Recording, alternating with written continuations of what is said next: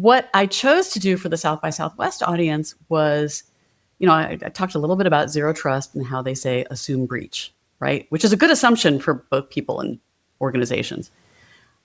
I suggested as well, they need to start assuming tracking. So assume breach, yes. Assume tracking, absolutely. Which is, that's not a piece of advice that's sort of actionable other than making you think before you share things you don't want to get out there. The other joke that might be made, and especially given where Identiverse is held these days, what happens on the internet stays on the internet. So like being aware is sort of the first thing. In terms of doing something about it as an individual, that can be really tough. There are things you can take on board that require some friction in your life to do. And that's not something I generally want to ask people to do. When it comes to identity professionals and what we can all do to support the efforts to give people more choice, give people more transparency when they are consumers of businesses and when you work for those businesses, I think we have to, if we take ID Pro's vision seriously, we have to try to do that.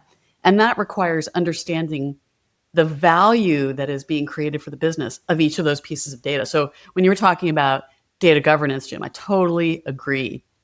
The way that a privacy professional would see that is it's kind of a risk assessment for each piece of data collected. What I think we've been forgetting is the value assessment.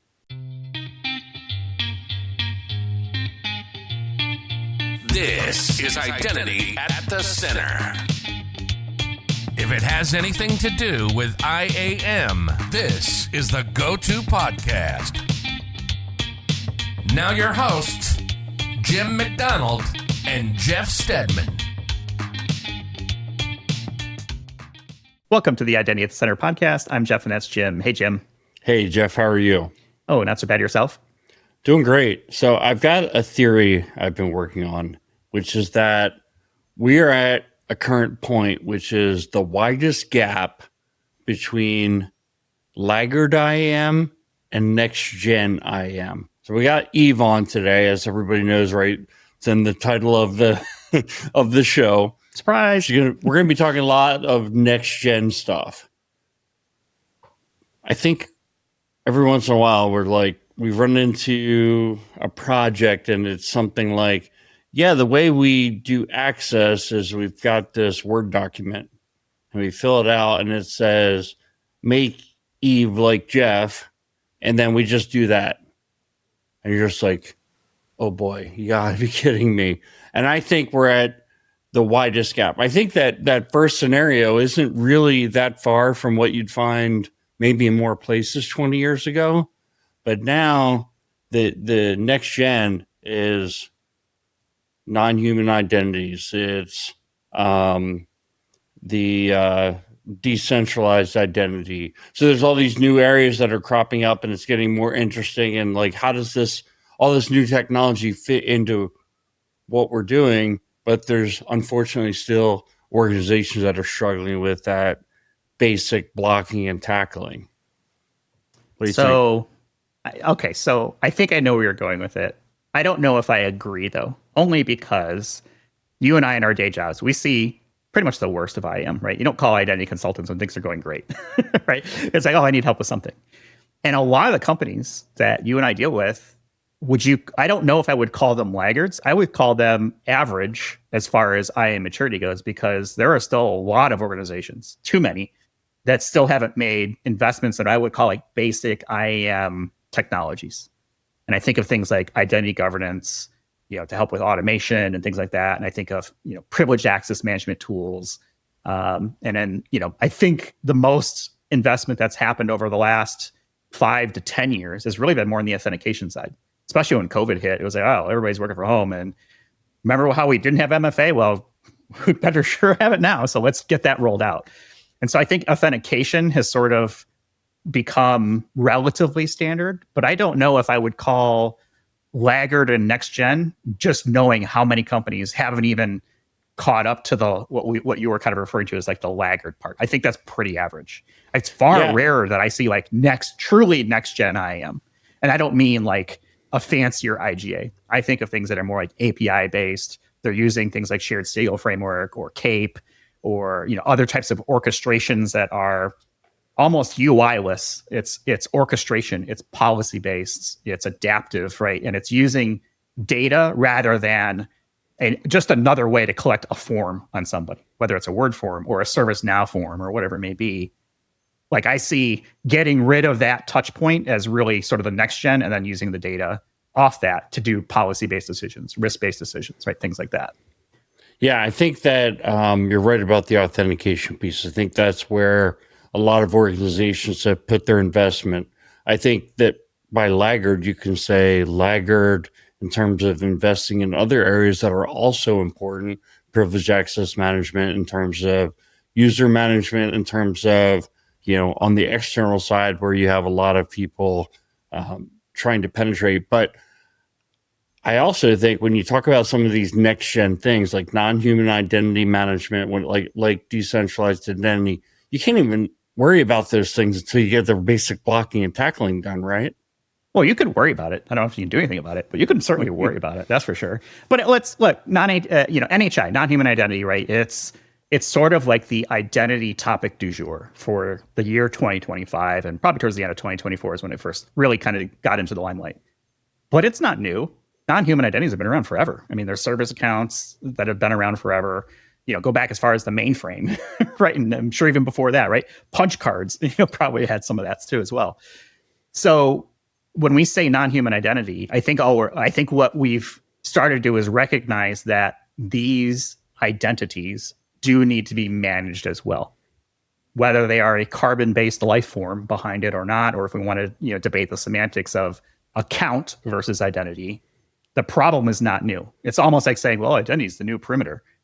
It's been the perimeter for like 25 years, 30 years. So It's just, it's getting hot right now, which is cool. Right? Hey, I'm not going to knock it. Like, that's great for people in the IAM space.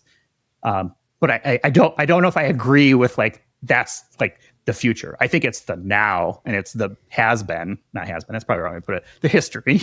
But hopefully that makes sense. I'm not saying it goes away. It's definitely going to be part of the future as well, though. I kind of feel like you're right in terms of non-human identities have been around for as long as we've been in IT, but the problem has grown, right? So there are more devices on the network. The device has more importance in terms of the overall authentication picture, for example.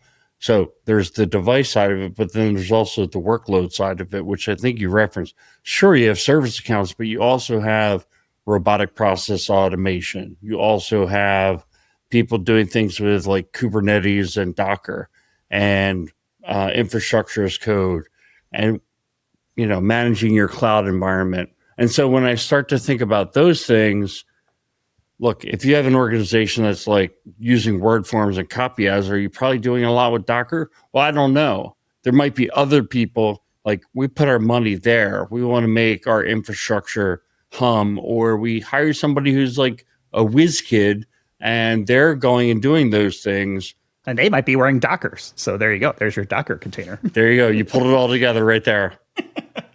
I think I know where you're going with it. Like, okay, yeah, I mean, that makes sense. It's like, I think sometimes we forget about the average population. And I don't mean that negatively. I mean where most people are from like a company perspective, a maturity perspective, a capability perspective. There's just a lot of companies that are still kind of scraping by. And I mean, you and I know this, right? We talked to a lot of really smart people. Like, yeah, they know what they should be doing, but they don't get the funding to do what they want to do. Or, their strategic investments just aren't there yet to like modernize or improve things. And it's painful. And that's why I refer to all these IAM heroes out there that literally make the company work through sheer effort and will, in spite of, I have to send a fax to get an account made. I mean, like, it's 2025, but that still happens. It's crazy. Yeah. So I'll be interested to hear what Eve has to say. Is this chasm or this gap between laggards and next gen IAM, is it worthy of a Venn chart? We'll find out. I mean, we probably already know the answer to that. So for sure, we're recording this a little bit in advance. I'm going to tear down the fourth wall a little bit. We have not yet gone to EIC, but we're trying to make sure we have content to kind of carry over EIC and our vacations and things like that. So For people who are listening, just know that we are still yet to go there. And you've been gracious enough to join us and give us kind of a preview of what she's going to talk about. But don't forget, we still have an Identiverse discount code. We're going to be there. We're going to be just doing some cool stuff. So if you visit us there in Las Vegas, June 3rd to the 6th, if you use the code IDV25-IDAC25 to get you 25% off, it'll be in our show notes. And it's also on our homepage, idcpodcast.com. If you just scroll down, it'll be right there. But the cool thing we're doing, and we've started to get this out there, is we are bringing the Identi-Squabble game show to the Identiverse conference. So if you are familiar with what we put on at the Authenticate conference late last year with their help, we are rebranding it slightly, at least for the Identity at the Center, to Identi-Squabble. I'm going to be the MC/game show host, and Jim's going to be a team captain. And I think we're going to do IDAC versus ID Pro. So I think we've reached out to Heather, and she seemed to be in for it. You guys are going to pick your own teammates. Neither of you will be able to see the questions in advance. Only I have access to that. So I'm creating a list of identity questions, non-human questions, and maybe some Vegas questions to kind of keep things fun. We'll probably have time for maybe 3 or 4, but we're going to be kicking off the Expo sort of reception party that Tuesday night when things kind of open up for that kind of stuff. So I'm looking forward to that, and hopefully people will come out and see that. I'm trying to make it also a little more audience interactive. So maybe we'll have like lifelines that we can do where, if people aren't sure of answers, they can ask the audience, right? Or things like that. So I'm very much looking forward to that. Jim, do you have your teammates lined up yet, or are you still working on that?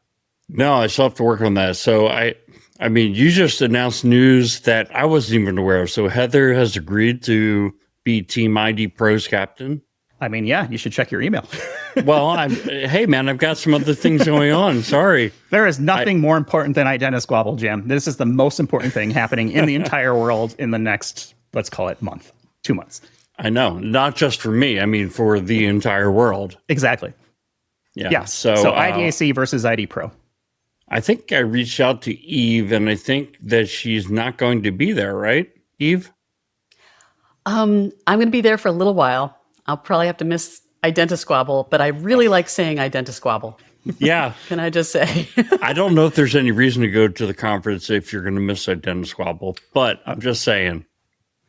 I'm sorry to miss that part. I want T-shirts out of that, though. There ought to be T-shirts. There should be T-shirts. Well, maybe we can make it a recurring thing, and, we'll see. We'll see what we can do. It's fun. You're not going to learn anything, but you're going to have fun and be entertained. So that's kind of the point of it. All right, let's formally introduce Eve. She's a digital identity futurist and strategist. She's the co-inventor of XML, SAML, UMA, and maybe other things that I'm not aware of. Privacy by Design ambassador. She's a board member. She's one of the IAM rock stars of the band ZZ Off. She's the president and founder of Venn Factory, and this is her 7th time on the show. Welcome back, Eve. It is a delight. And a mystery at the same time. That's how we like it around here. We don't know what we're doing. 7th time on the show. I think I mentioned before we hit record that you're approaching Andrew Shikiar of FIDO Alliance fame, who I think is the current record holder. I'm sure we'll get Andrew on later this year so kind of get closer to the Authenticate conference, but you've been very generous with your time. You are actually, and Jim talks about this all the time, I don't know if he's ever mentioned it to you, you're like our first big get for the show. Aw. And we were so excited. It was like, oh my gosh, like Eve wants to do the show. Like, does she know what we're doing? And you probably didn't. That's fine. But you're very generous with your time and doing it to us. So we'll never forget that. It was kind of the one that's like, we actually could get some people on this show that people have heard of. You had all the signs of greatness even then. Well, flattery gets you everywhere in this show. So, I'll take it anytime we can get it. It was October, the last time you were with us. And I think actually you recorded maybe that one with Jim because I think I was traveling. And so we've been kind of talking about things in there. But I'd love to understand what's new in your world since the last time you were on back in October. Gosh, so much. I mean, I've been growing Venn Factory. I've got some exciting new clients, preparing a 3rd white paper that I've written with a co-author for the first time. We're hoping to launch it in a kind of an e-commerce site that I'm working on putting up. And I got this great opportunity to go speak to South by Southwest about identity. So that is so cool. Thing. I mean, how crazy is that to have, like an identity talk at South by Southwest? I joke about like, hey, they should make let's turn IDC into a Netflix show. But I mean, that's pretty close to the same kind of concept, right? I mean, what was it like being at South by Southwest? It's fun. It was fun for sure. I did have an experience like 10 years ago where Joni Brennan was involved and a few other folks from the identity world. We were talking about IoT privacy back then. And so they've had some representation of, great tech topics over time. But like, I wanted to be sure to reach a whole bunch of folks who might not have identity context at all, even though they said, don't be too high level. I didn't want to leave people behind, so I really just tried to cover why individuals should care, why businesses need to care, and provide advice for everybody. So yeah, I had that opportunity. It was awesome. And just being in the, the zeitgeist of South by and walking around Austin with a bunch of other folks, hearing music from every corner, it doesn't suck. I mean, that's totally like rock star, mentality, right? At that point, it's like, all right, we're going to hear from Eve about IAM, and then here comes this major band. Here comes somebody I actually recognize from the movies walking down the street. Yeah, it's kind of like that. I love your website. I think it's fantastic. It's one of the more well-designed ones that I've come across. I want to know, how do I meet the star of venfactory.com? And by that, I mean your adorable puppy or dog that is in your welcome video. Sabrina. Yeah, she's way more popular than I am. I should have had her join me today. I'm happy to introduce you to. She cares about identity, but she doesn't know why. Now, did she have a rider to get into that video where they're like, only carrot biscuits and green beans or, something like that? Like, what was her union rate to have her, be the talent on air? Extra TREATS, basically. That's right. You can't say the word out loud because it'll summon. I'm so well trained. Yeah, can't say dogs, CAMP, can't say my WLK. Dogs will come flying in. You're like, treats. Do we hear treats? No, it's a great website. I encourage people to go check it out. I love the video. Anytime I think I see a dog on camera with like people, it's like, all right, yeah, I'm in. Sign me out. Who doesn't love dogs? And who doesn't love Venn diagrams? So the answer to your question before is yes, of course. I'm sure there is some sort of chart that can be made. Is it a Venn diagram when the circles completely overlap? I mean, it's like who loves dogs and Venn diagrams? Like it's the same people. I mean, there is that ID Pro Slack channel that's all about identi-pets. So, I think there's probably a pretty good close to overlap, perfect overlap among the populations. I will say this, though. So, Eve, you showed me the latest Venn diagram that you're working on. And it looks different. It wasn't like 3 intersecting circles, right? It's kind of like a... correct. I don't know. Yes, I don't know what it to looks call it, more like grid a pattern. It looks more like a, I don't know, SR-71 Blackbird kind of shape. Now you're speaking my language. Yeah. Blackbirds are an awesome jet. Yeah. I used to have a poster of that on a wall at one point. Yeah. They're pretty cool looking. Yeah. It turns out you can't do sets. If you're comparing sets and you have more than 3 sets that you want to compare, you can't use circles. It's just sort of impossible. So you either have to have sort of rounded ellipses or you have to have kind of blocks, or you can be more creative than that. And so it's a 4-set Venn because I'm comparing 4 things. And it's all about kind of stakeholders and reasons to do identity. And, I think there's 4 basic reasons to do identity. And the problem is everybody in the organization, not to mention just regular human beings who have a stake, who care in the results. So is this research that we'll see at some point? Like, where's this in the life cycle of the generation of it? Yeah, I shared an early version of it, I think, at EIC previously, and I've done some more work. It's definitely going to be in the EIC talk, so people who may be watching this afterwards will have seen, but I'll be sharing it from stage. It's turning out to be very productive for me to be able to see what advice that I can give, not just tech vendors about like, well, who's your buyer persona kind of thing, but also enterprises around how to make sure that you have the right representation and have the highest bandwidth possible conversation around, who cares about the outcomes and how to succeed and how not to have somebody working against you, perhaps accidentally or perhaps not accidentally. I mean, that's the kind of stuff that I think people eat up, because I mentioned IAM heroes early on, and the sad and unfortunate truth is most of us are operating underfunded, under-resourced. Like, there's just so much that needs to get done. And so anything you can do to, help convince the right people to say, this is an investment that is worthy, as much information we get on that. It's not going to be the right answer for everybody, right? But I think the more inputs we get into that, you can take this out if you're listening and shape your message to whatever's most appropriate, for your organization. So totally. And you were talking about sort of laggards versus next gen. There's a lot of pull by clever people, innovators, vendors who are trying out new solutions. There's a lot of pull towards stuff that is just completely new.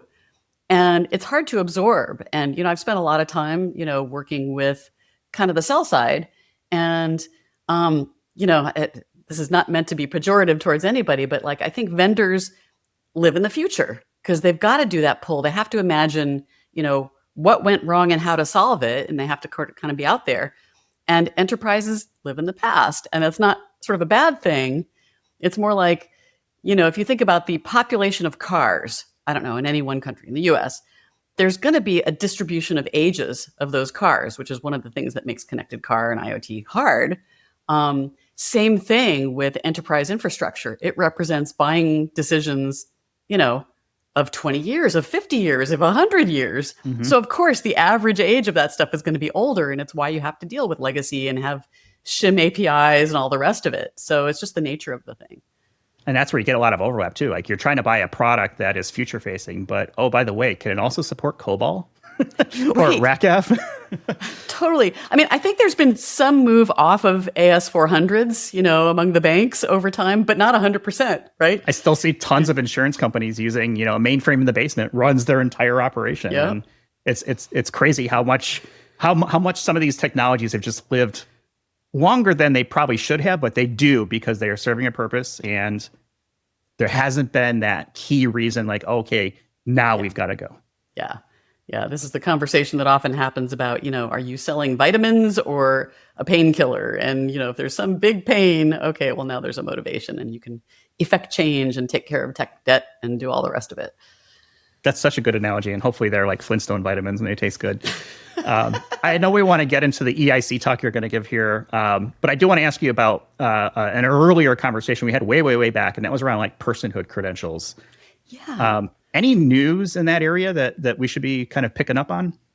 From my perspective, there's a couple of interesting things. First of all, I'm seeing more and more folks who are in the verifiable credentials game, also the biometrics game, offering personhood kind of services, right? Or personhood credentials delivered into wallets. So I'm starting to see that there's some uptick in adoption around that kind of technology. The other thing that I've been noticing is, along with Dean Sachs and Mike Kaiser, I call myself the junior co-chair of the three, of the Death in the Digital Estate group, the DADE group.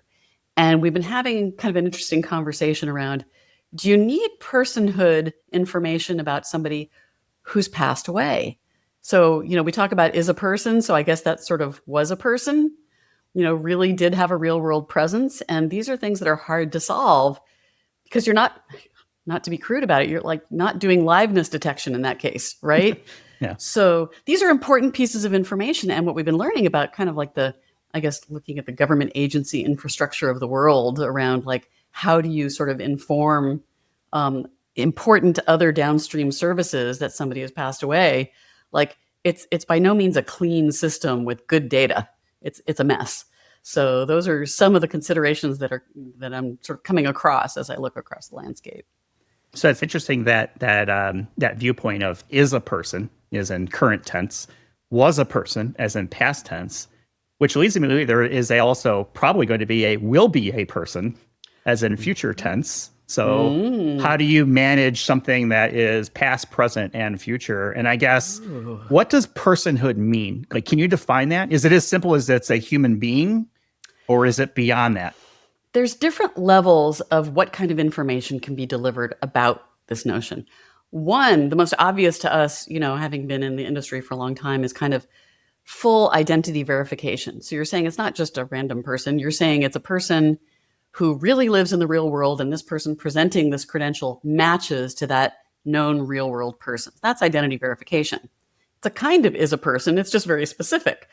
There are other levels where it's more like this entity in front of me trying to operate this service or this application is is really alive, is really operating it in the moment, which is, on the other end of that continuum. And sort of in the middle is things we see with like age assurance, where you're doing age estimation. That's a kind of is a person of a particular category. And so wherever you have things like age restricted purchases, there's laws around age restricted purchase of a whole bunch of different things. In fact, in my South by Southwest talk, I was showing how, one state is thinking about age restricting skincare. Another one is age restricting, I don't know, other beauty products. It's kind of weird. So you can ask, is a person older than 18? It's kind of a species of personhood because it's less specific than any one particular. Does personhood extend to non-persons? So this idea of, AI and agentic AI and all these other bots and service accounts and non-human identities, I feel like there should be a way to verify those credentials as well. So yeah, this really is the Venn diagram AI versus the, XYZ application, whatever it may be. Is there a space for non-personhood in addition to personhood? I could swear that one of Dave Birch's newsletters had one of those wonderful cartoons about this, like, swear you're a bot or something. And that's kind of, we'd call that attestation, right? In the IoT world or device or, other non-human entities. And attestation of something is, it's definitely a thing. And I think it could be valuable. We have software statements and things like that we can use to assess whether it's really the client app that we thought it was, for example. So I think that it does generalize across beyond humans, although as usual, human versus non-human, say authentication, it's going to look different and care less in the non-human case about user experience. Which is good. Let's talk about your EIC talk. On one level, you're talking about stakeholder management, which, depending on what you're into, that might not sound super interesting, but you're really talking about it in terms of its application in customer IAM, which I think, okay, now it starts getting interesting because you're talking about all these different stakeholders outside of the technology space. Yeah. And even more than that, you're focusing on this space these spaces called Martech and Adtech. So all this starts to make it get really interesting really fast. Let's start with what are Martech and Adtech, because those might be new terms for people. Yeah, so Martech is a very important tech stack that marketing folks run. And I would say the basis of it is kind of marketing automation, the ability to send out all those messages to, that are personalized, that get people to buy, that get people to go on to the buyer's journey. We've all experienced this. Oftentimes we talk about it from the privacy perspective of being sort of stalked. But of course, a lot of us also welcome this personalization in these digital products, in these experiences. So Martech is marketing technology, basically. So anybody who's ever, in a SIAM circumstance, you might have had to connect to Marketo, and there's a whole bunch of, folks who do what they do. That's part of it. Adtech is where you get into the data brokering marketplaces of the world, the things that make you be tracked with cookies or other similar technology, and have you as a kind of heuristic, fuzzy picture of a human be presented to these systems so that they can call it retargeting, where, that's how the ads get served to you and are personalized to you. And you're like, I swear, I was just talking about this, in the neighborhood of an Echo device yesterday, and suddenly I'm getting ads for the thing I was talking about. That's how that's happening, basically. So they very much care about identity, by the way, but they don't see it at all in the way that we see it. And it's kind of more expansive. There's even a standard in the space, kind of a standard, an industry driven standard called Unified ID 2.0 that I see very little talk about in our industry, but it's literally based on top of OpenID Connect. And so in the Venn diagram of that world and this world, that's one thing that's like right in the center, but like I don't think anybody's really aware, certainly on our side, about it. So this is tied a lot to like e-commerce level CIAM, right? So who are the stakeholders that we're talking about? Who are the the main participants?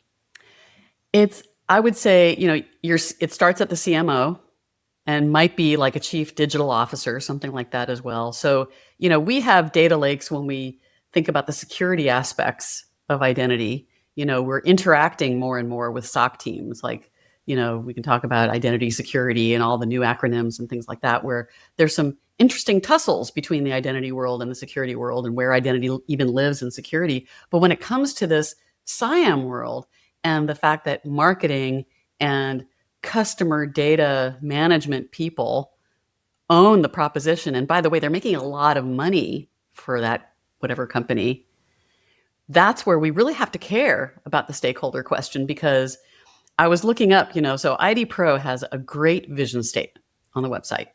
And it talks about the disciplines of digital identity and access management are globally seen as vital and vibrant counterparts to privacy and information security. That's great stuff. We don't have all the data or all the use cases in our purview to be able to really execute to that 100%. So that's why I think it's important to kind of start to empathize with the whole marketing side of the world and the customer data side of the world, because they absolutely have pains and needs around things in identity going well. Looking at your average description of SIAM and all the things that it can do. But they just don't know where to go to do better. And certainly they don't know where to go to do better at some of the privacy aspects. They interact a lot with privacy professionals, with privacy leaders. But again, there's, separate goals and sometimes competing goals there. Is your research and your work focusing on consumers or customers of, say, a Martech or Adtech platform, or is your research more about how to run a Martech or Adtech platform from an identity perspective? I guess I'd say where I came into this picture, it started with the whole EIC 2024 thing, where I went up there and said consent is dead and started to have a bunch of conversations about that. And, having been able to lean on a lot of great research that's been done. So, for example, by Internet Safety Labs, of which I'm a board member, I have to say that, and some other folks like Cracked Labs puts out a huge amount of great research. And so looking at all that stuff, I was sort of like, wow, did you guys know this identity resolution thing is scary? It's, heuristically figuring out people, and it can do it really well. And it has nothing to do with somebody logging in and confirming that they're them. So it started there. And then it proceeded to, what advice can I give identity practitioners and identity leaders about this situation? And so in the paper called Consent is Dead that I ultimately wrote, there's advice about that. And then I got the opportunity to go speak to a bunch of customer data people and Martech people. And that was super interesting. I had to really rethink everything and approach things from the perspective of really doing the work of empathizing with them. And one of the things that I'll share in the EIC talk, so people may have seen this already, is there's a great value framework that's been put together by a kind of marketing wizard guy, Kyle Martinovich, the CDP value framework. That's Customer Data Platform. And that's something that didn't exist. CDPs didn't exist, back when, we were all coming up with OAuth and OpenID Connect, but it's existed for, the last 10 plus years, and everybody has one. Any, organization of any size that's consumer facing has one. And so here I was talking to these folks who care very much about that value framework, but wouldn't have known where to slot in the identity value that they can get by working with identity people. So that's some of what I'll be sharing. Yeah, I mean, I'm going to make up a fictitious scenario, but let's say I sold training, right? And I was able to get data from a Martech platform on where Eve lives. Say you're coming to my website now. I know where you live. I know maybe something about your educational background. And I know something about your browsing history, so what you've been looking at. So now I can build my portal to have a specialized set of offerings. That seems to me that all those different things lead to kind of like a data governance question. Who owns those various pieces of data? And then that branches out to, well, who are the stakeholders who are, making the decisions around which of those data elements can be shared, which we can use for what source of information we use to overwrite those. I think you made mention to me that, there's like 2,000 attributes that are tracked about you that are kind of like, these are just known, like everybody who uses the internet, these are had on you. Yes, basically that's true. And that stat is just so crazy. Like to us hearing how identifiable we are, even if we didn't, consciously share that information or the right to have it be known. The average IAM profile, the average record might have 20 attributes. And the profiles they have on you that you may not be participating in are really at that 2 orders of magnitude, like 2,000. And Right. you can be identified, you can be tracked. These are when we start talking about surveillance and a whole bunch of unpleasant things. But the world is working this way now. And it's, by the way, working this way in Europe now, despite GDPR and all the protections that we think that they have kind of, at higher levels than maybe some other jurisdictions. So what do you do about this? Because I think I think part of this is an awareness issue. So I was talking with a friend of mine over the weekend, and he was blown away when I showed him the ads preferences in Facebook and all the things it knew about him. And he was not even aware that all this stuff was taking place behind the scenes. And I feel like that is pretty average. That's pretty common, right? Unless you're in this space and you really care about it, chances are you're reading the EULA that flashes on the screen. Yep, accept. I just want to use the thing that I want to use. What do we do about this? Because there is so much data out there. And what happens if that data somehow gets poisoned? If it's incorrect data or wrong data, how do you correct it? How does it not impact, an algorithm somewhere that either denies you or shows you things that you don't want to see or, offensive or whatever it may be? Like, what can we do about this? I mean, GDPR is one of the, pieces of legislation that gives people the right to go correct data that's incorrect, but it's pretty onerous to do, right? And I will say, when I was asked that question after I finished up talking about consent is dead last year, I was stuck for an answer. What do you do? What I chose to do for the South by Southwest audience was, I talked a little bit about zero trust and how they say assume breach, right? Which is a good assumption for both people and organizations. I suggested as well, they need to start assuming tracking. So assume breach, yes. Assume tracking, absolutely. Which is, that's not a piece of advice that's sort of actionable other than making you think before you share things you don't want to get out there. The other joke that might be made, and especially given where Identiverse is held these days, what happens on the internet stays on the internet. So like being aware is sort of the first thing. In terms of doing something about it as an individual, that can be really tough. There are things you can take on board that require some friction in your life to do. And that's not something I generally want to ask people to do. When it comes to identity professionals and what we can all do to support the efforts to give people more choice, give people more transparency when they are consumers of businesses and when you work for those businesses, I think we have to, if we take ID Pro's vision seriously, we have to try to do that.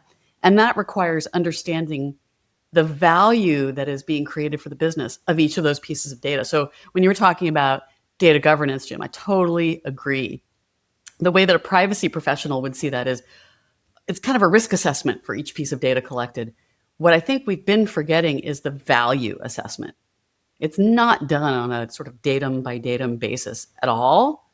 I think it's possible. I know of some technologies that enable that kind of thinking, but it surely requires all the different stakeholders to get together to agree on what's the model and who's responsible. Like if you could actually say, we store this piece of information, it's worth X to us, but it costs us X plus something.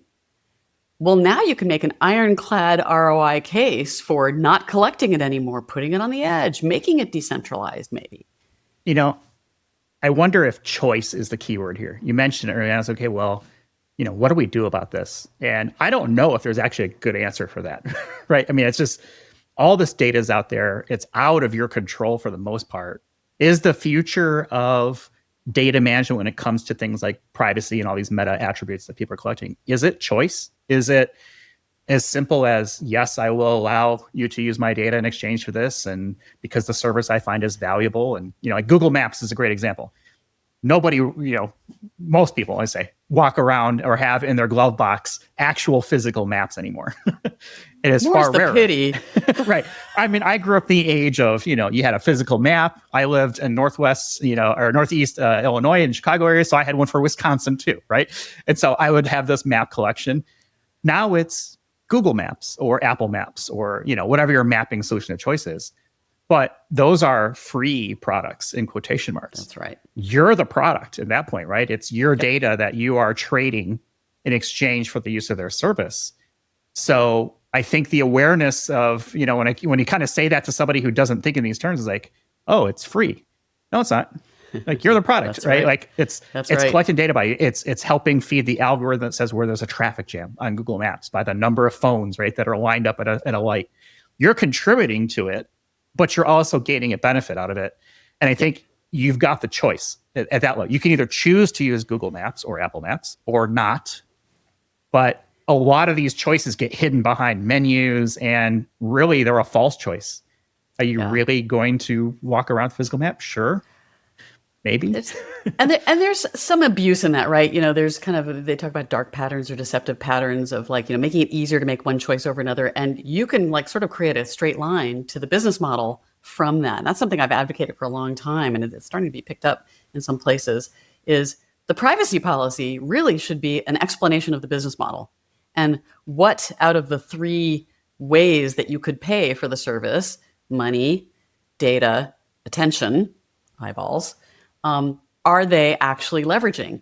And, you'd think it'd be a simple thing of, well, you could do one or the other, but then we had this whole sort of pay or okay scandal around, well, are we leaving some people out because they can't afford to pay to have privacy?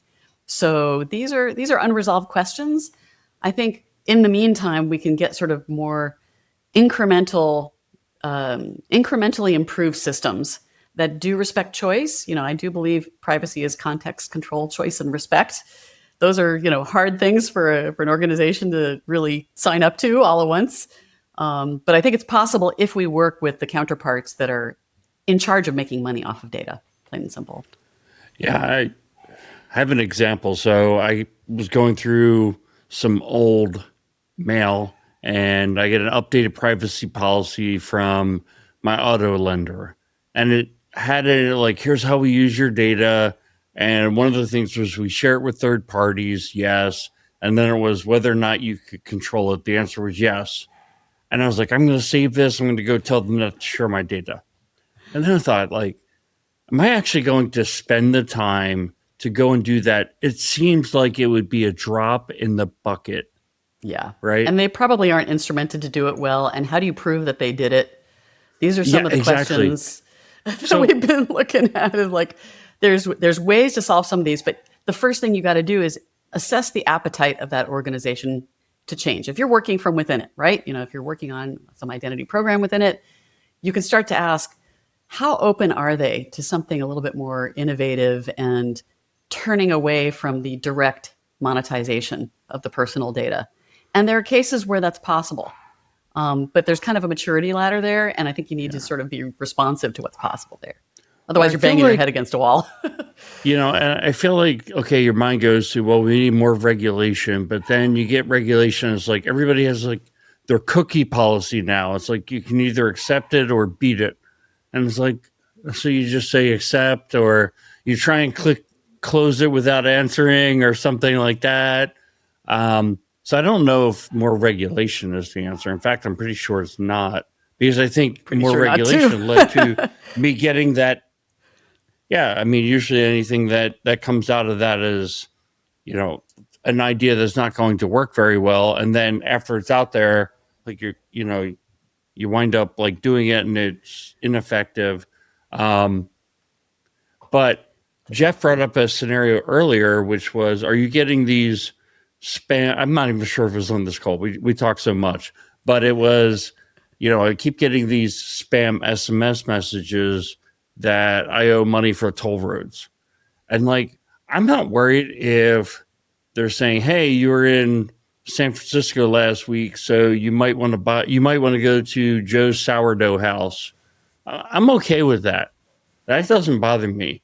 What bothers me is like the low end spam, like nobody, the scam spam, I would call it.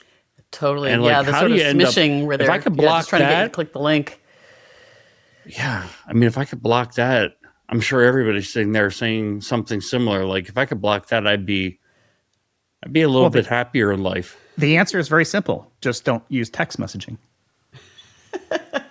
Right? I mean, that's the obvious kind of answer. friction-filled thing. Right, but it's not realistic, right? We've grown to depend on these services. I mean, we get MFA through text messaging. So, I mean, We shouldn't.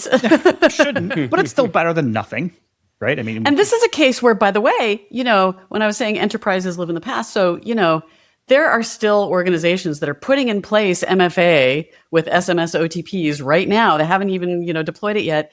And yet it's already been deprecated in the land of, folks who follow NIST 800-63. So like, some things get they degrade in quality over time. And yet if it takes a while to put in place the program, 2 of my banks have been rolling out voice authentication. And I want to say, deepfakes, like they just sort of missed the whole moment. Yeah. we just did an entire AI episode, so it's getting crazy. Yeah, and actually, I heard that from some people that we sounded better on the AI version. So I'll have to keep that in mind. All right, well, now Just I know. replace yourselves. Yeah, exactly. I'll just script every single episode from here on out. That is my goal, though. Like, I have an ulterior goal is at some point I'm going to have, AI voices of Jim, you and I, and maybe even a guest if I can get them to agree to it. That's going to be virtually indistinguishable. And the only thing you'll know is that there's no ahs, those little things, you breathing into the mic, like all that stuff. But I read a paper today that there is actually a new AI model that includes those things in it. Oh, boy. And so, Of course there is. at some point, you're not going to know. And people will be directing their AI agents to go listen to the episodes, and then where will we be? So Eve, let's get back on track. One of the things you told me was that you've been encouraging your clients to look at identity services as a product. So Yes. tell me a little bit about what that means. So, if you have services that are available internally for app owners and others, marketers, whoever, who depend on those services, you got to be thinking about all the different customers for your product. And one of the trends that I've seen over the last few years is there are actually product managers in charge of identity and what it's delivering to the kind of internal ecosystem market. So this is where that 4-set Venn actually comes in. So for those who are product managers, you'll be aware of the jobs to be done kind of methodology, where you're really looking kind of under the covers of what people say they want out of a product. You're looking at what they actually need, kind of the end state of what they need. And that's where I sort of came up with the 4 things that I think identity delivers to different parties: protection, personalization, payment, and things people want. So the 4 Ps. So I think that it's possible to find all the different use cases. So security protection, privacy protection, fraud protection, all of the kind of cross-sell and upsell and, this whole CDP value framework that I was talking about, all the things that the marketeers want out of things that connect with identity. You can start to sort out what's important. And you can sort out who it's important to by looking at those 4 things and their intersections. So being that this is the go-to podcast for the identity practitioner, I want to ask you, number one, from a practitioner perspective, what do we need to know about this topic, the stakeholder management, when it comes to CIAM and specific to thinking about this e-commerce situation where we have the Martech and the Adtech element to it? What do we need to know? And then do we own it? Is that IAMs to solve, or what is our role? Sometimes the identity team owns some of this, and sometimes it clearly doesn't. It's interfacing with others who have the primary responsibility. And this is where, I'm going to say RACI chart, because it's just sort of the easy, go-to framework for this. One of the criticisms... I was expecting a Venn chart. I mean, Or there Venn is a diagram. Venn, Right, yeah. but like you have to, this is how you start sorting out like who kind of really owns what and who cares about what and to what level they care about it. And I would say you need to start looking at each of the use cases. So like I've seen a bunch of RFPs where all the use cases are broken down. And the interesting thing to me is they don't necessarily break down along product lines or on stakeholder lines. Like, the one example I always sort of reach for comes more from identity versus security, as opposed to this marketing conversation. Like, your CIO is going to care, and their folks are going to care a lot about fast, efficient, accurate provisioning. It's the people who are risk-facing who care about fast, accurate deprovisioning. Are you looking at a different product? No. So that's kind of the challenge. And so like I was just talking to some folks, a bunch of CISOs who were talking about is the identity team part of your security team? And what they were seeing was about 50% are. And I don't know if that tracks with your experience, but it just shows the challenge of trying to sort through, well, do you own it? Well, up through the chain I do, or directly I do, or, how does the SOC team interact with the identity team when we've got this whole new identity security landscape? Those are some of the questions you can start to sort. I think my experience with this kind of tracks what Jeff was saying earlier, like the clients that I've worked with. So usually when I get called in to kind of like herd the cats, it's because the IAM person is the leader. The IAM person is trying to get all these stakeholders together to do some sort of digital transformation or something like that. One of the biggest topics that I find that needs to be done is that you have all the people who are more than happy to represent their lane. Information security will represent the lane of security and the risk side of the house. And IT, fast, efficient, secure, we're using the right platform, we got the right infrastructure. Marketing, I just want to sell more stuff. And somebody's got to get all that to, okay, there's only going to be one website, not 3 different websites, Right. for example, a website. But then also, I think one thing that you've got to do if you're like trying to herd all these people is get them to be empathetic to the needs of the other groups, because it's like everybody's swimming in one pool. There's no, you guys stay over here, you guys stay over there. It's all just one body of water. Yep. And this is why even with all the AI tools to help things, it comes down to human relationships, even working within an organization. And I don't see a way to really change that. We're going to have to talk to each other, and we're going to have to figure it out. And we're going to have to clarify some things that are still kind of squishy. Yeah. So, I think a lot of what we're talking about sounds a lot like identity security. And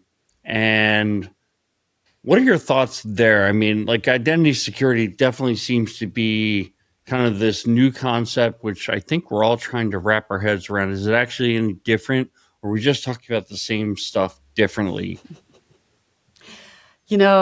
I'm glad that the stakeholder conversation is happening more in earnest now. It's couldn't come at a better time, because we do need to contribute with identity to the security conversation more than ever, because there's problems more than ever, right? And so that's the challenge that identity has in that it's not, if it really is an internal product to a whole bunch of stakeholders, it's doing something important, and it's one of those things that's supposed to be securing things better.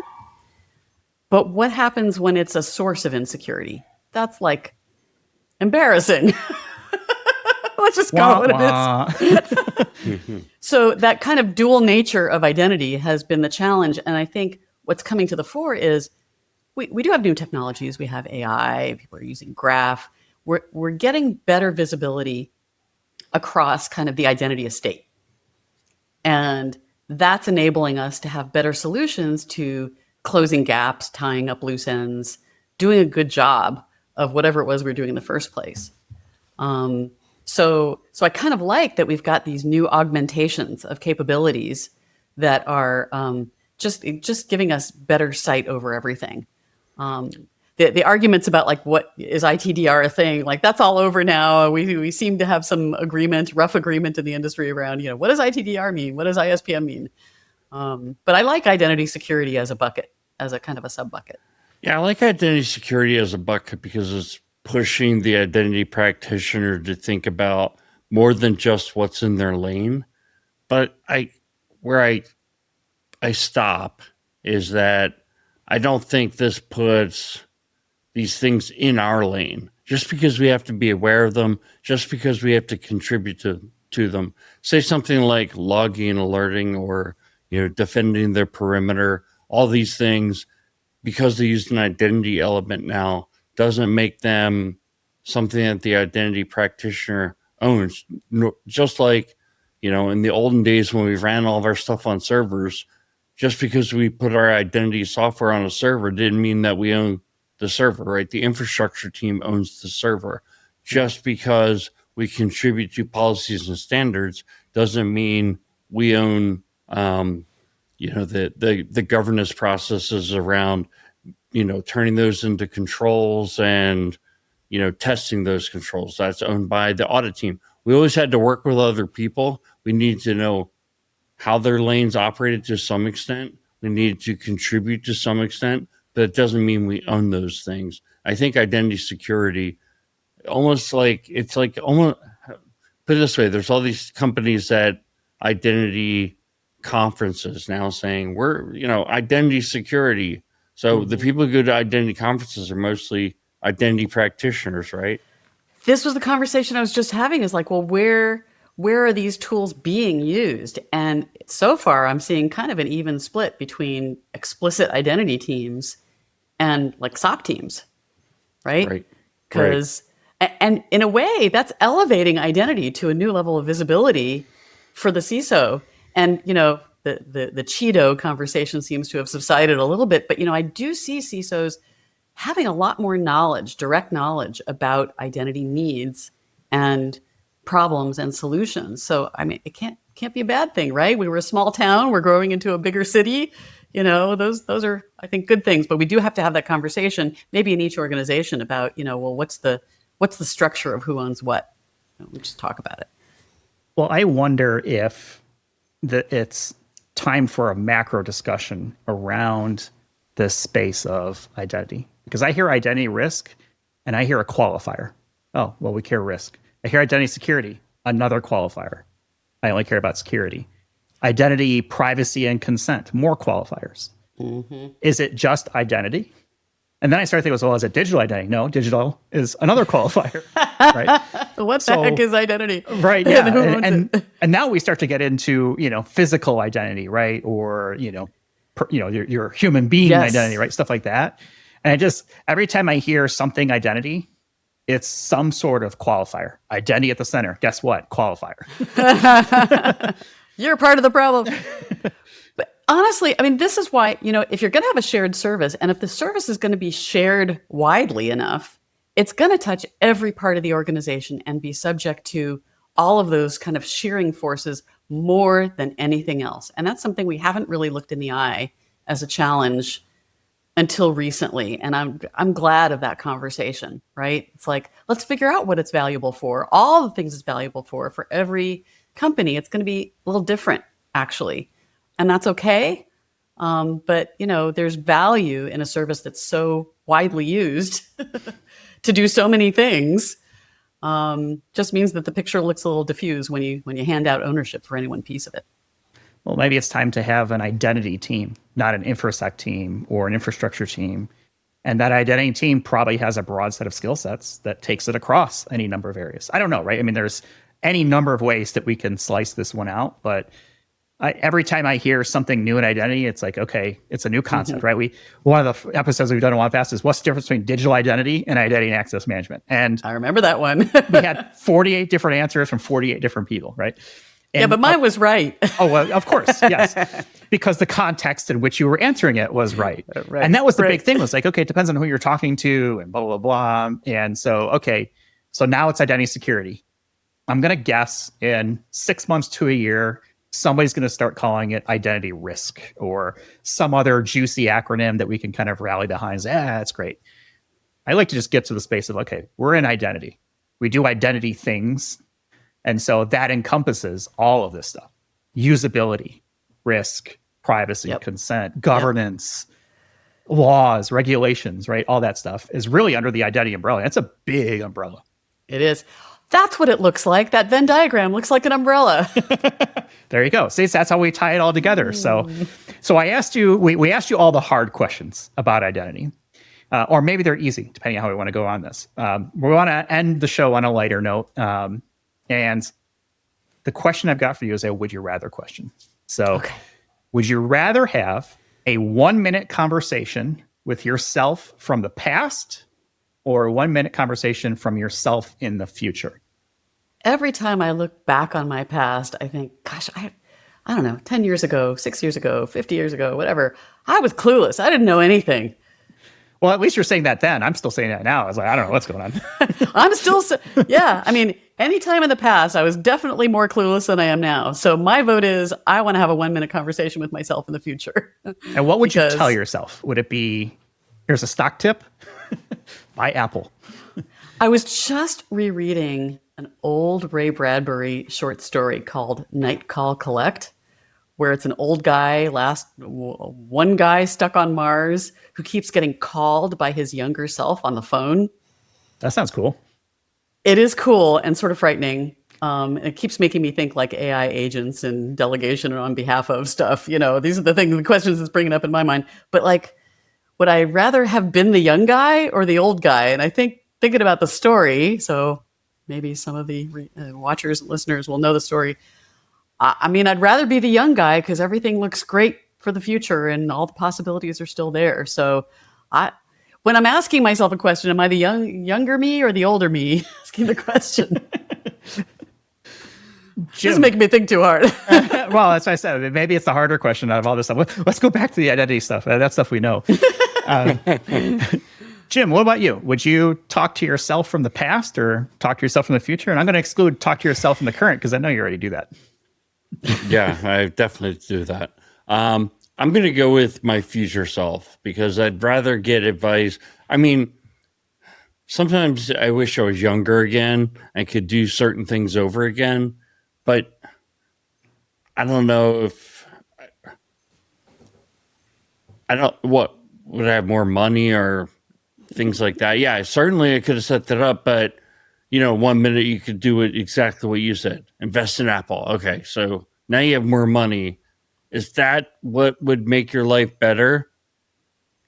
Everything that happened between your younger self and now, you're here now. So you didn't die in a car accident or something like that. You couldn't avoid that by going and visiting your younger self. Now, if you're sitting there and like something had happened to you and you're like, okay, I got to say, don't get on that plane to, wherever, because that would be like really bad. That's what ruined your life. I don't have one of those like moments. I've just got a series of bad decisions that I've made over time. Like starting a podcast and trying to do one episode every week. I think talking to myself from the future would yield me like, okay, let's say I talk to 80-year-old self and I'm 50 now.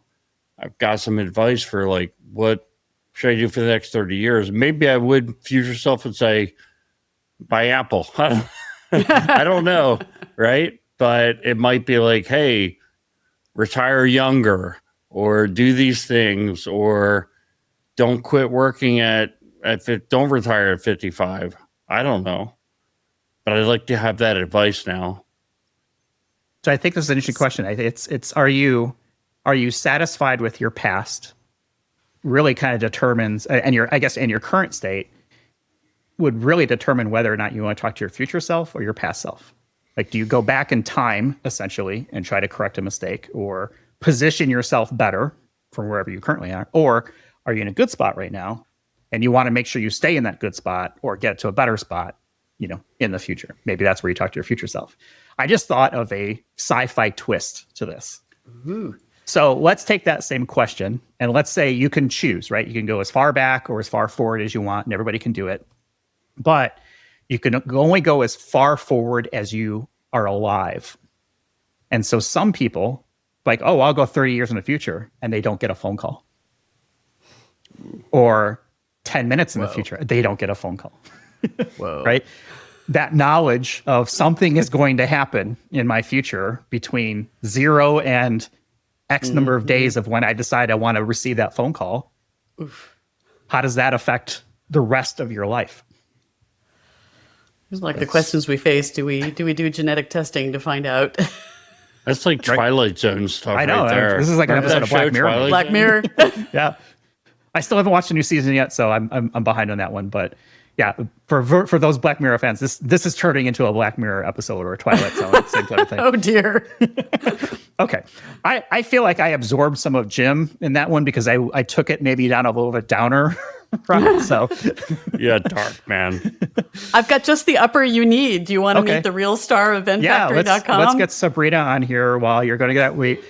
She was very disappointed about a lot of the privacy and consent talk that we were talking through, and you could tell that she really wanted to join the conversation as we were kind of getting there. Right. But there she is. Sabrina. See? Your fans await. Star of VennFactory.com, star of now of the Identity Center YouTube channel. Is she How a old is Chihuahua? Sabrina? Part Chihuahua? 6.5. 6.5. And what kind of dog? Pomeranian Chihuahua miniature poodle. Okay. She's a Pomchipu. And she's a sweet girl. She looks a lot like one of my puppies. It was an Australia dog or Carolina dog, I should say. Looks like an Australian Shepherd, Shibu, sort of like that. And it has the same kind of colorings and stuff like that. So when I was researching, for this episode and I went to your website, I saw that video, I called my wife downstairs. Like, look, this is the best part of this website right here. I had to do it with her because otherwise she was like interfering with the shot. So, that way she helped me. Well, dogs are always welcome on this show, right? Awesome. You know what I always think of when I see a Chihuahua? Yo quiero Taco Bell. Okay, I don't know how we can top that. So let's end with Sabrina and Eve. Thank you so much for taking the time with us. We're going to have a bunch of links in our show notes. Connect with Eve on LinkedIn. Visit her website, VennFactory.com, VENN, factory.com. Say hello to Sabrina as you click that video on the front. And our discount codes are always on our homepage, idacpodcast.com. Like and subscribe, share with friends, share with enemies. Doesn't matter. As long as people are listening, like and subscribing, don't really care. And that's it. We'll go ahead and leave it for this week. Thank you, Eve. Thank you, Sabrina. Always a pleasure. And we'll talk with you all in the next one. Take care. You've been listening to Identity at the Center. We hope you've enjoyed the show. Make sure to like, rate, and review. And we'll be back soon. But in the meantime, hit the website at identityatthecenter.com. See you next time on Identity at the Center.